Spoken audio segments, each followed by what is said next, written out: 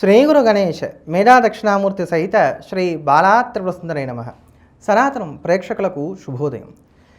గురుడి యొక్క రాశి మార్పు తులారాశి వారికి ఎటువంటి ఫలితాలను కలుగజేస్తుందో ఈ వీడియోలో మనం తెలుసుకునేటువంటి ప్రయత్నం చేద్దాం. దశమంలో మీ గురుడి యొక్క సంచారం ఉంటుంది.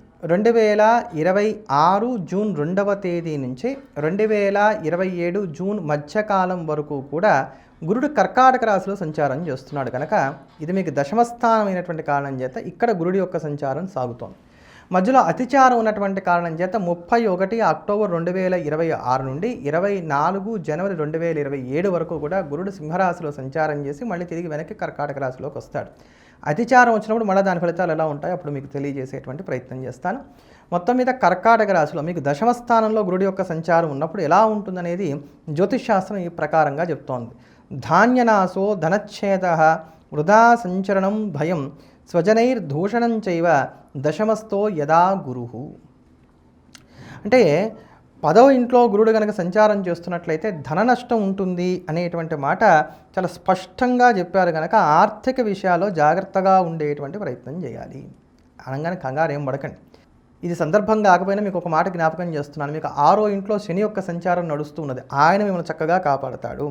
ఇది కొంచెంగా ప్లాన్ చేసుకున్నట్లయితే కనుక ఏమవుతుందంటే అండి, మీరు ఏదైనా మంచి పెట్టుబడులు పెట్టడానికి గాను ఇది ఉపయోగపడుతుంది అనేటువంటి మాట చెప్పుకోవచ్చు.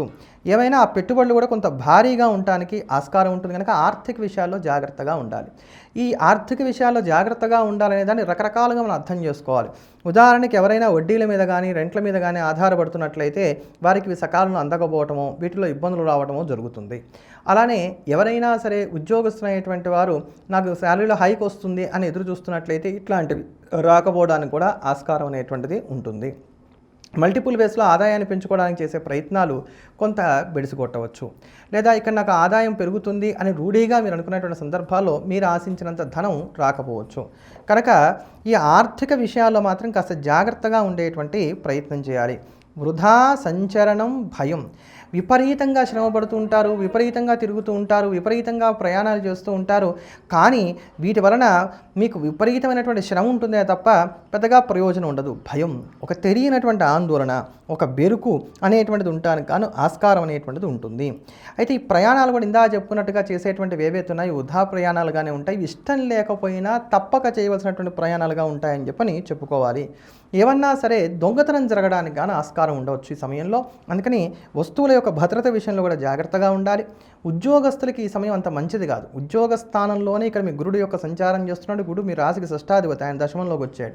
అందుకని ఉద్యోగస్తులైనటువంటి వారు జాగ్రత్తగా ఉండాలి.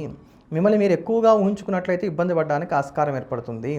అధికారులతో జాగ్రత్తగా మెలగాలి, సహోద్యోగులతో జాగ్రత్తగా మెలగాలి. మీ తప్పు లేకపోయినా మాట పడవలసినటువంటి స్థితిగతులు ఏర్పడతాయి. ఒక్కొక్కసారి సస్పెన్షన్కి గురవ్వడం ఇట్లాంటివి కూడా జరగడానికి, ఉద్యోగం పోవడం లాంటి వాటికి కూడా ఆస్కారం ఉండవచ్చు.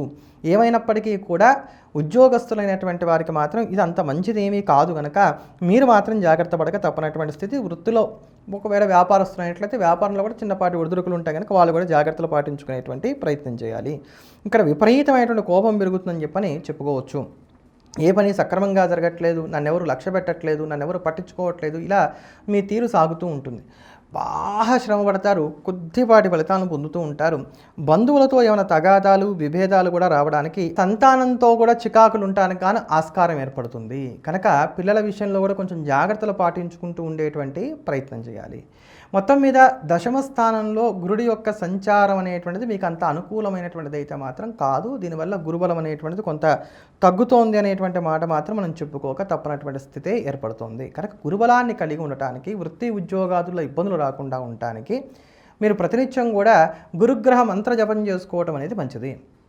ఈ గురుగ్రహ మంత్రాన్ని ఎవరైనప్పటికీ చక్కగా జపం చేసుకోవచ్చు. దీనికి ఉదయం పూట స్నానం చేసి ఉతికిన బట్టలు కట్టుకొని జపం చేసుకున్నట్లయితే సరిపోతుంది. అంతే తప్ప మళ్ళీ ఇది తినచ్చు, ఇది తినకూడదు, పెళ్ళైనటువంటి వాళ్ళు బ్రహ్మచర్య నియమాలు పాటించాలి అట్లాంటివన్నీ ఏమి లేదు. ఉదయం పూట చక్కగా జపం చేసుకోండి, సరిపోతుంది. ఆ మంత్రం ఓం జాం జీం జూం సం బృహస్పతయే స్వాహ. మళ్ళీ చెప్తున్నాను, ఓం జాం జీం జూం సం బృహస్పతయే స్వాహ. ఒకవేళ మీరు దీన్ని కనుక ఆచరించలేము అనుకున్నట్లయితే, అంటే మంత్రజపం మేము చేయలేము అనుకున్నట్లయితే కనుక 16,000 గురుగ్రహ జపం చేయించుకొని ఎవరైనా ఒక బ్రాహ్మడితోటి అతనికి ఒక శనగలు కేజింపావు దానం ఇచ్చేటువంటి ప్రయత్నం చేయండి. అలా చేసినా కూడా చక్కటి ఫలితాలను పొందగలుగుతారు. ఈ మంత్రము, దీని యొక్క విధానాలు, లేకపోతే ఇతరత్రా ఉన్నటువంటి గురుగ్రహ సంబంధమైనటువంటి పరిహారాలు ఏవైతే ఉన్నాయో అవన్నీ కూడా చక్కగా కింద డిస్క్రిప్షన్లో పొందుపరుస్తున్నాను. దాని ప్రకారంగా మీరు చేసుకునేటువంటి ప్రయత్నం చేయండి. మరోమారు మళ్ళీ కలుద్దాం. ఎల్లప్పుడూ దేశాన్ని ప్రేమిద్దాం, దైవాన్ని స్మరిద్దాం. స్వస్తి.